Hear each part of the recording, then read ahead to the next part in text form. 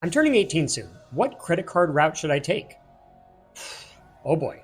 Hi, I'm Brett Roos, and I'm a financial coach. I'm here to help you live your best life with your money. Now, let's talk about this question, and I will answer it from a financial coach's perspective. In the finance world, there are a lot of heated debates over credit cards. Should you use them, or should they never be used at all? Some big name personalities are highly against using credit cards and claim that you should only be using cash and your debit card to make purchases. On the other hand, there are other financial personalities that believe that you should always use your credit card so that you can take advantage of different perks that credit cards offer, such as points and rewards. So to answer this question, we really need to take a deeper dive into why the topic is so controversial in the first place. Now, the idea of a charge card first became a thing in the 1920s when Western Union started issuing store-specific charge cards that could only be used at those specific stores.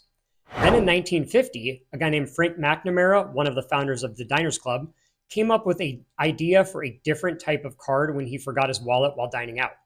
He then created the Diners Club card, a credit card that would soon be accepted at many dining and entertainment establishments.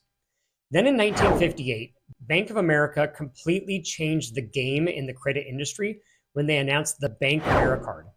This card was the first to offer revolving credit, allowing consumers to carry a balance from month to month instead of paying off the entire amount immediately.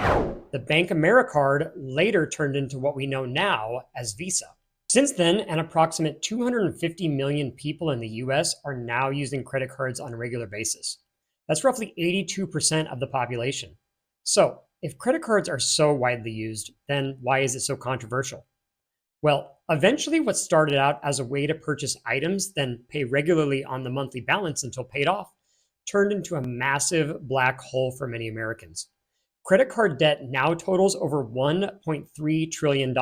That's the equivalent of 1,300 billions. This debt is higher now than it's ever been, with the average unpaid credit card debt hovering around $6,864. Add to this the fact that credit card interest rates now average anywhere from 13.4 to 29.5%, with a median interest rate of 24.74. That means that if you took the average credit card debt and multiplied that by the median interest rate, consumers are now paying an average of about $1,700 of interest every single year. That is just interest that is being paid on many items that people have probably already forgotten that they have even purchased. Credit card debt has become the third largest contributor to bankruptcies, only behind medical expenses and job loss, which also contribute to more usage of credit cards. It's no wonder that some people in the finance world have such a negative view of them. However, I am not necessarily one of those people. In fact, I myself use credit cards, and many of my clients do as well. I encourage it under the right circumstances. I will say this though, credit card companies have figured out how to get their product into the hands of many people who are not knowledgeable about how they work and oftentimes view them as just free money or a way that they can pay for bigger purchases and only pay small amounts, which eventually leads to paying way more for the purchase than it normally would have been. I remember when I was 19 years old and I had no real knowledge of how credit cards worked. I was walking to the subway near my college and came across a tent with a table and someone working the table. They were working for a credit card company. I don't really remember exactly which one it was, but they were offering a free sandwich just for applying for a card. My thoughts were, heck, a free sandwich? Sounds awesome. Hell yeah, I'll do it. So I filled out the application.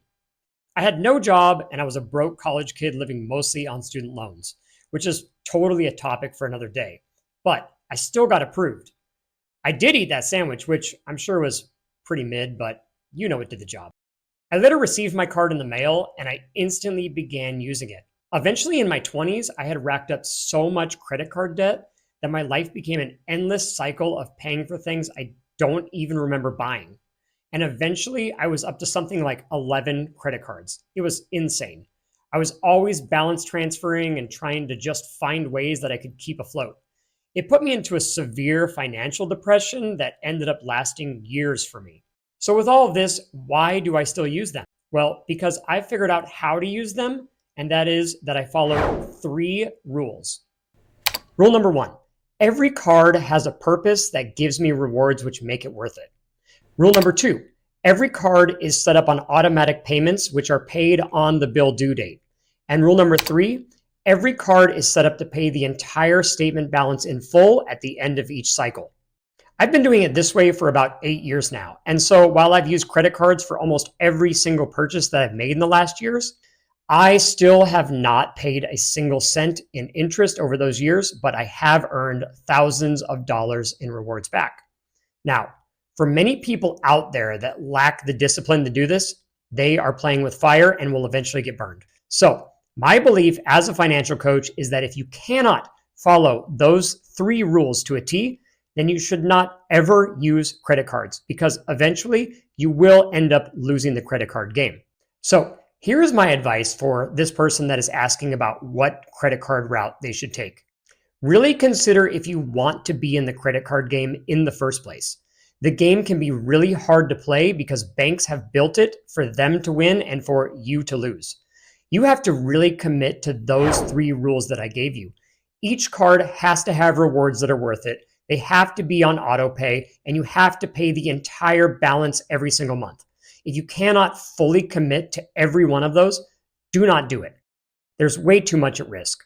There are many other ways that you can build credit, but credit cards can be a very dangerous one simply because of how easy it is to use them and how high the interest is on them. Take some time to learn how the credit system works and what is involved. Get really knowledgeable about what you will need to do in order to beat the banks at their own game. And always heed the warnings of the many people that have come before you, that it can be used responsibly. However, chances are that many people will fail. Leave a comment down below. What would your advice to this soon-to-be 18-year-old about their situation? I hope that this video has helped you learn more about your own credit card situation and usage. And if you found this video helpful, please give it a thumbs up and consider subscribing to catch more helpful financial videos that I put out every single Thursday. Thanks for watching, and I'll see you in the next video.